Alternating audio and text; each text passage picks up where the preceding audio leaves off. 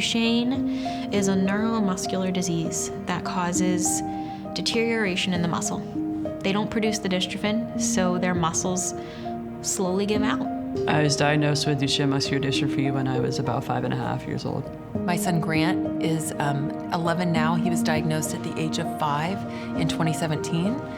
I have 2 boys with Duchenne, and I went from not knowing what Duchenne was to suddenly it being, I guess, my whole world just revolving around it, I'd say. Lennon was born March 7th, 2014. 3 years later, we found out that he had Duchenne's, right? And it was by accident.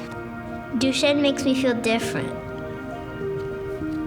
It's because I have to use a wheelchair and I can't walk and other people can walk. So my husband, Yvonne, and I have 4 kids, and our youngest son, Gabe, is about to be 8 years old, and he's the one who has Duchenne. So our son Henry was diagnosed with Duchenne shortly before his 3rd birthday. We had really no warning that anything was significantly wrong with him. The day of diagnosis, I will never forget it. It's something that you live through over and over again. We were at the neurologist and they said, your son has muscular dystrophy. I didn't know what that meant. And the way it was explained, you could have dropped a building on me. They basically told us, take your son home, love him, there's nothing you can do for him. You know, we were told that, you know, your kid's not gonna be able to walk at 12, he's gonna be quadriplegic at 18, and he's gonna die in his 20s, you know? To hear that there is no hope for your child, it was not anything that we expected. And the shock of that, it's devastating. It is. When you find out about it and they tell you about it, the first thing is, my boy's gonna die. You know, what do you do? Obviously, in the beginning, when we first got the diagnosis, the world literally turned upside down. There were months of me sitting by his bedside, cry every single night.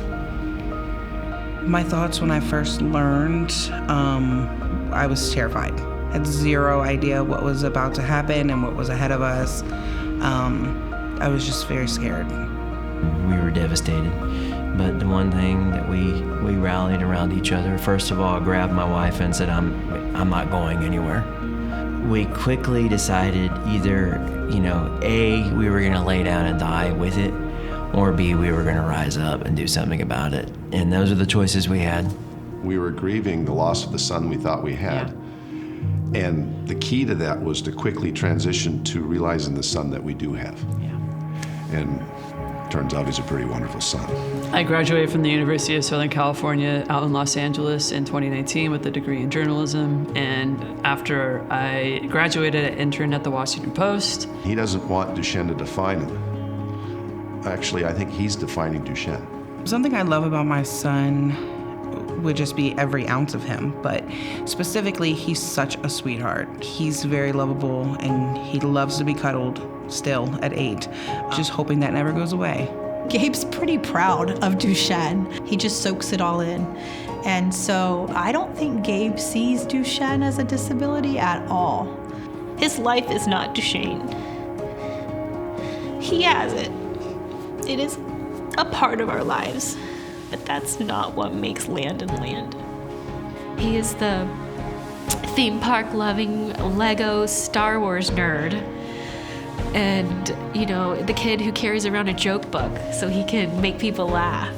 Connor's pretty amazing because things don't really bother him. His graduation quote was, "Be the reason someone smiles today." And that sums it up.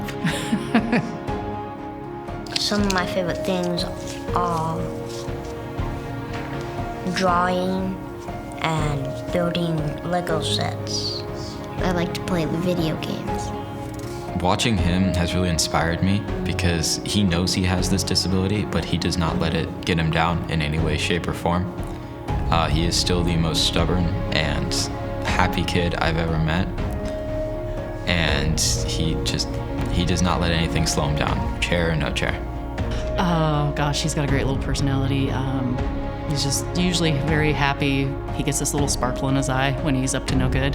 I got a bike with a trailer in the back, and he cruises around in there, and we ride all over my city, all over the place.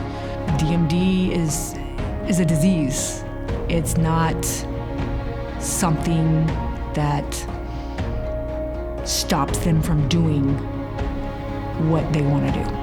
And so we just felt like somebody needed to champion, not just pulling them together to wallow together, but pull them together to actually do something positive.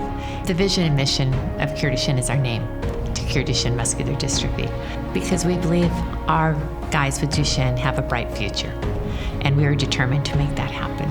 We're simultaneously looking for the cure and giving hope and a good life to the families now. It means hope, community, faith. There was this whole community that's dealing with the same diagnosis that your son has. That we're not the only ones out there. That there's so many other people, that this is worldwide.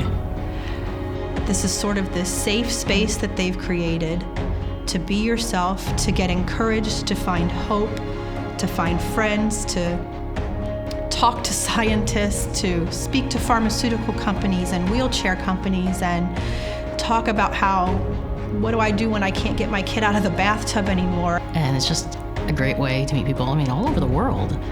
It's like sometimes I'm like, are you sure this is a rare disease? There are a lot of us. Somebody that's thinking the same thing that I'm thinking. Somebody that's been through the same process that I've been to.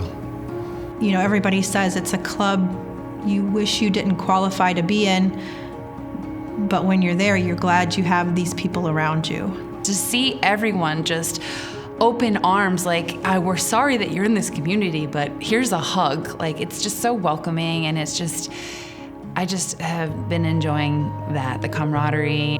I believe one good thing is meeting other people.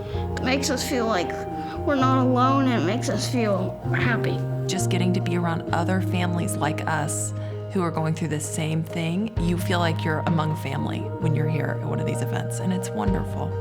I don't know any families who, if they're willing to talk, you can't just ask everything, you can't just say everything. It's beautiful. They gave us the gift of hope because there were things to do, to go from somebody giving us hopelessness to giving us things to do to make it better. It made such a huge difference. So it's pretty fun. I like all the people I met. They're really kind, and it's cool to be around people like them. The hope that CureDuchenne offered was something that you can't find many other places. When you are newly diagnosed, you can't see that there is going to be happiness again. I honestly thought that I was having to live on the timeline the neurologist told me. And so that was a very weighted belt. And when I ditched that thing finally a couple weeks later, it was an enormous weight off my shoulders. What I didn't know then that you come to realize is that one day that happiness comes back and it's just really happy again. And that it's not pretend. And actually, we are happier now than we were before because we have more of appreciation of what matters in life and what doesn't. In this, progression of loss of function and the disease, I'd like to think we also convey you can still remain joyful in the process. That's the biggest thing, is it shifted my focus from just, oh no, what's gonna happen into the future, to, what are all the great things we can do right now and the fun we can have now. I want people to know you can have joy still. Even when things are hard, even when things are difficult, you can still laugh, you can still have fun, and it's okay. I focus on the things I can do and enjoy them the most I can. It's gonna be okay because you can still have a good life. Every child's different. Embrace it, run forward at it, and go towards the light and run it at full speed because you're gonna have fun with it. We are gonna make this life, however long we have it together, the best. I don't wanna have any regrets. I just wanna look back and be like, we did it all. I do not fear the future at this moment. It's looking bright and shiny. The weather is looking sunny at a bright 85. Right now we're very hopeful from all the all the things we've heard from presenters this week, the research that's going on, the advancements. That's hope right there. Big things are happening. And I've seen it. In the 5 years that we've been involved, like so much research and innovation has come out, and a lot to CureDuchenne and the foundations like that. Okay, we've only been in it 4 years, and the way things have improved in the 4 years we've been in it, hold on, because it's changing. The science of it is changing so quickly. When Gabe was diagnosed, there were hardly any, that was just 7 years ago, there were hardly any clinical trials, and now they just said 340 or something like that. It's insane. That cure or that treatment that really slows the progression of this disease is out there. You know, my biggest hope is that's going to happen so my son can live a full and happy and rewarding life. I have a lot of hope because I see a lot of people that are working really hard with CureDuchenne, with different pharmaceutical companies on really trying to find a cure and trying to end this disease and CureDuchenne, and that gives me a lot of hope. And one day they're gonna say we did it, and it's gonna change our boys. Changing my life for better. That's the feeling to see. Like, I think sometimes people think, oh, I can't help them because I don't have $1 million. Or I'm not a doctor, or I'm not a scientist. I'm like, you don't have to be any of those things. You could just be a person who cares. And so I think if more people just did that, it would like change the world. You know, it's going to take more. It's going to take more research, more science, more support, not only from the Duchenne community, but those outside of the Duchenne community to make a significant difference. We know that we will cure this disease. We will. We can conquer the mountains, people. Let's do it.